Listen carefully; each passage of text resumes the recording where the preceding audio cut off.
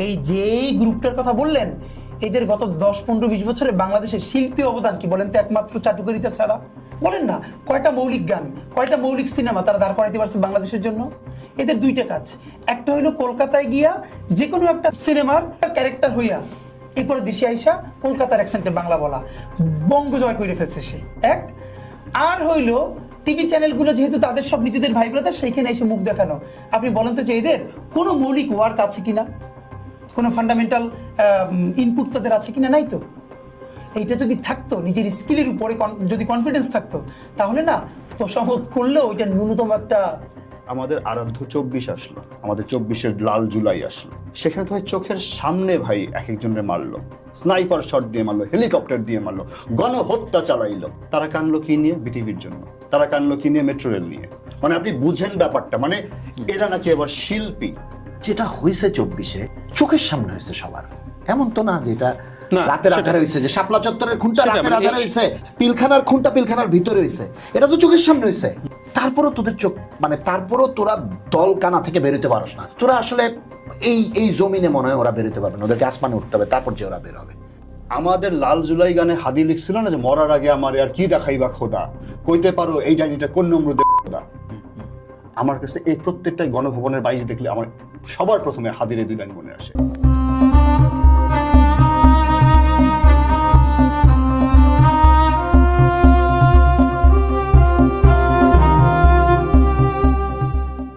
Political পাওয়ার যতটা দ্রুত change হয়, সোসাইটির ডাইনামিক্স তত দ্রুত কোনোদিন বদলায় না।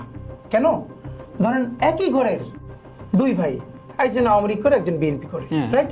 ভাই দল দুইটা ভিন্ন, দুইজনের ডিএনএ কিন্তু একই বাবার সন্তান। তো এই মনস্তত্ত্ব ভাঙা কঠিন। সোসাইটিতে এই মনস্তত্ত্ব ভাঙতে হইলে কিছু মানুষের আসলে মানে হুইল বেল দ্য ক্যাট। এখন এটা তো কাউকে করে দেখাতে হবে। ওই আপনি যে অর্থে বলেছেন শিল্পের দায়, বাংলাদেশে ওই অর্থে শিল্প আছেই কিনা এই জন্য সব থেকে বড় প্রশ্ন, যে শিল্পের জন্য দাঁড়িয়ে যাওয়া, মানুষের জন্য দাঁড়িয়ে যাওয়া। গত 17 বছরের শিল্পী যারা নাম নিয়ে বাংলাদেশে দাপটের সাথে কাজ করছে, আমি তাদেরকে নাম দিছি গণভবনের বাইজি। হ্যাঁ, গণভবনের বাইজি কেন বলছি? কারণ হ্যাঁ হয়তো বা খুব ভালো গায়, খুব ভালো অভিনয় করে, বা অনেক কিছু তার ফিল্ডে সে খুব যোগ্য, কিন্তু ওই শিল্পর যে মনুষ্যত্ব বোধটা, সেটা আল্লাহ তারা দেয় নাই, ওই মানুষগুলোর দেয় নাই। তো তাদের তো আসলে আশেপাশের যত মানে দুর্দশা ছিল তা নিয়ে তো তাদের কোনো মাথা ব্যথা ছিল না। তারা কি চাইছে? তারা চাইছে গণভবনে একটা সেলফি তোলা। ওই সেলফিটা ছিল ফার্স্ট টিকেট, যে আমি আপার কাছের লোক, হ্যাঁ পা ধরে সালাম করতে পারি, তার বাগানে বসে আমি একটু চা খাইছি, হ্যাঁ সে আমার একটু একবার আহা উহু করে ডাকছে। প্রথমত আমি একটা জিনিস আবারও বলতে চাই, প্রত্যেকটা নাগরিকের একটি স্বাধীন দেশে যে কোনো দলকে সাপোর্ট করার অধিকার সে রাখে, একদম, বাট রাজনীতি করার অধিকার অবশ্যই রাখে। বাট ওই যে দলকানা বা দলান্ধ যেটাকে আমি বলি, দলদাস হয়ে যখন যায়, তখন সে অনেক কিছু দেখতে পারে না। আনফর্চুনেটলি আমাদের দেশে, এটা আমি আপনার সাথে মনে হয় আগেও বলেছি, প্রত্যেকটা রাজনৈতিক দল সবার আগে চায় মিডিয়াকে তার পকেটে ঢুকাইতে, নানা প্রলোভনে, নানাভাবে, নানা কৌশলে, এবং আমরা ওই ট্র্যাপে পড়ে যাই। আমাদেরও অনেক ধরনের লিমিটেশনস আছে, আমরা অনেক স্ট্রাগল করি। তো একটা মন্ত্রী এমপির সাথে যদি কানেকশন থাকে, কাজ পেতে সুবিধা হয়, 2-4টা মানে গণমাধ্যম কর্মী এবং শিল্পীরা নুয়ে পড়ে, এটা বলছেন? অবশ্যই।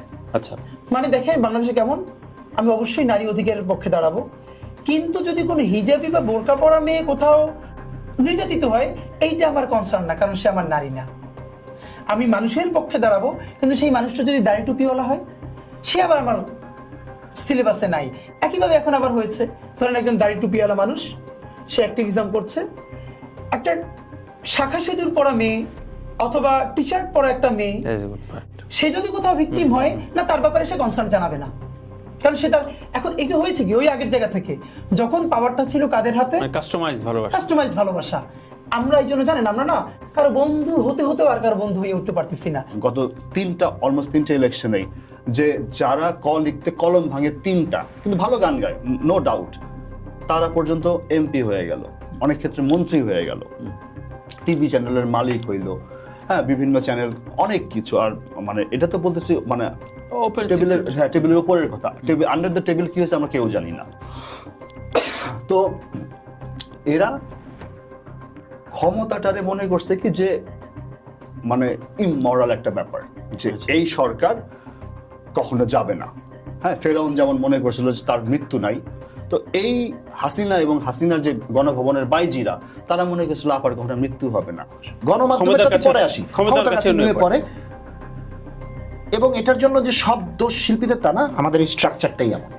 আচ্ছা, আমরা এখানে সবাই স্ট্রাগল করি, তানির ভাই আপনিও করেন, আমিও করি, আমরা যারা শিল্পী সমাজ এখানে সবচেয়ে নিগৃহীত। হ্যাঁ, এখন এই মুহূর্তে যারা আওয়ামী লীগের পক্ষে অনেক বেশি অ্যাক্টিভ, তাদের অধিকাংশই দেশের বাইরে, অধিকাংশই।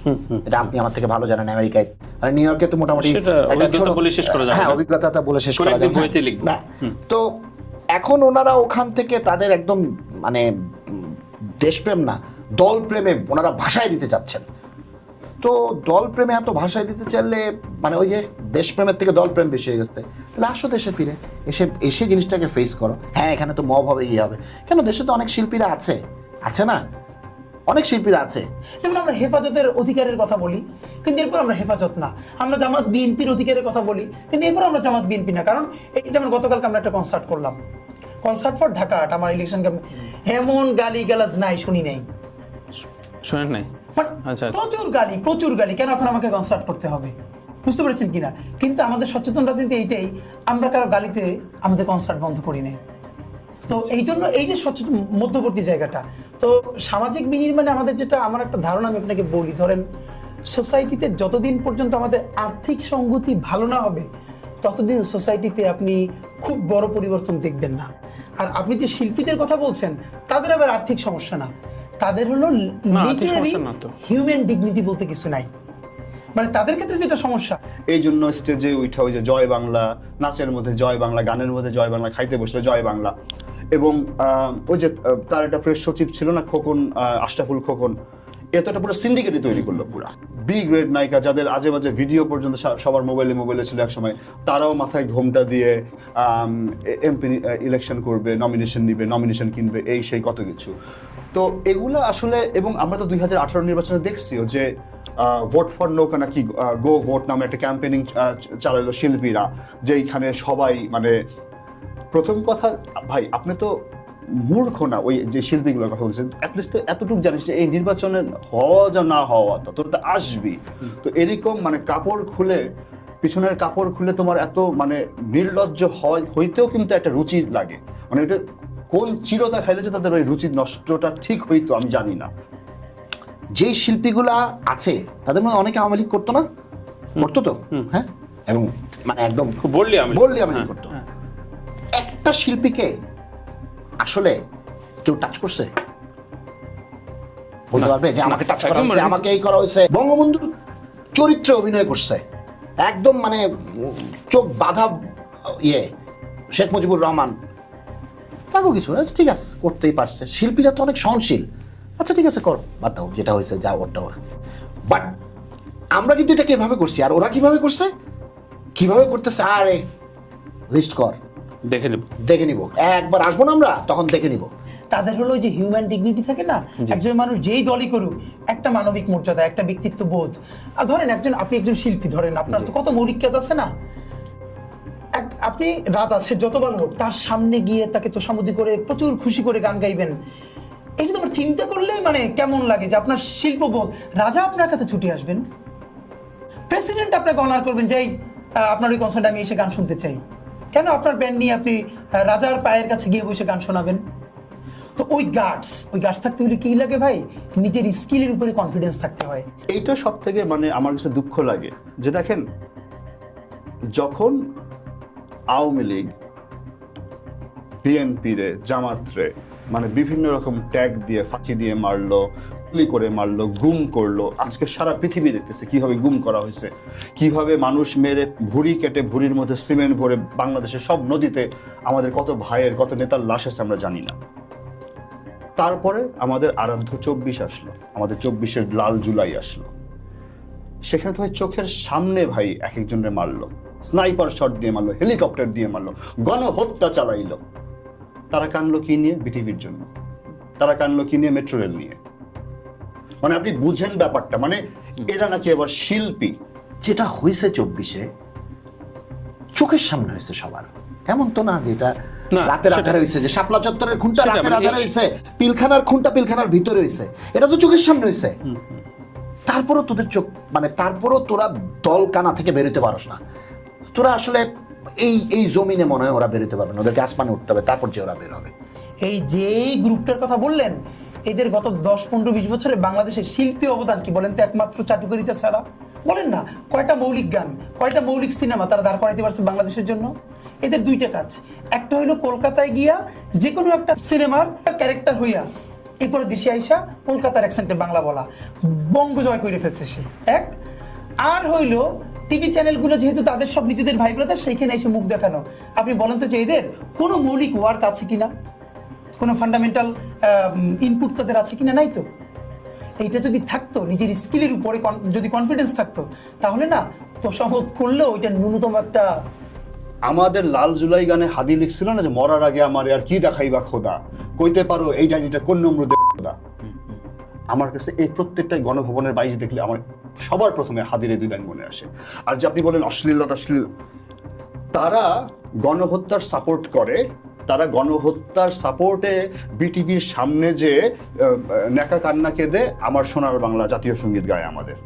ওদের থেকে অনেক বেটার আমি জাতীয় সঙ্গীত গাইতে পারি, আমি একদম অন রেকর্ড বলতেছি। ওইটা অশ্লীল না। অশ্লীল কি আমাদের হাদি যখন একটা কথা বলতো। আলো আসবেই তো একটা, এরকম আরো অনেক গ্রুপ আছে। তার মানে কি হোয়াটসঅ্যাপ গ্রুপে এখনো চলতেছে। আমাদের নিয়ে বিশদগার। কি করবে এদের কাজটা কি বলেন? এই যে আপনি যে নিউ ইয়র্কে দেখছেন ঘুরে বেড়াচ্ছে, এদের কাজটা কি আমাকে বলেন? 20 বছর আগে আমেরিকা ছেড়ে আসছি, আমাকে তখন আমেরিকা আপনি বুঝাইলে হবে না।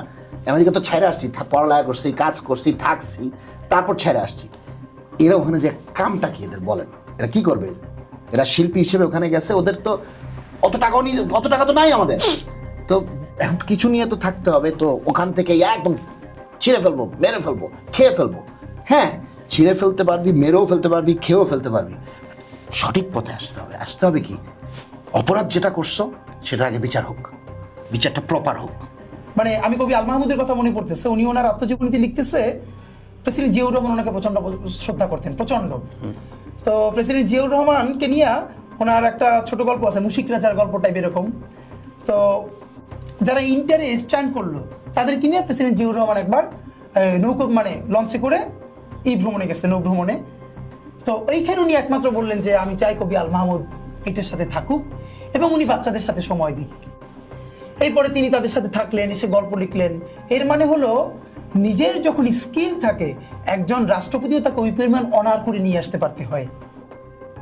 হাদির কথা তাদের কাছে অশ্লীল লাগতো কারণ হাদিরে তারা নিতে পারে নাই। আমি সরি, মানে হাদির প্রসঙ্গে আমি আলাদাভাবে আসতাম, আমরা বলো, আসতাম, প্লিজ। কিন্তু আমি যেহেতু আপনার এই প্রসঙ্গটা আনলেন, আমি সেজন্য বলতেছি যে আমাদেরও মানে আমাদের পলিটিক্যাল যে একটা স্টেক ছিল, সেই স্টেকেও কিন্তু অনেক বড় বড় এলিট অনেক সময় গালির ব্যবহার করছে। যেমন আমাদের খুব প্রিয় ফাহাম ভাইয়ের একটা টার্ম ছিল দান্দিক বোকাচোদা। হ্যাঁ, বা তার একটা বিখ্যাত ভিডিওতে সে বলছিল ডিসপেকেবল মাদার বলছিল না?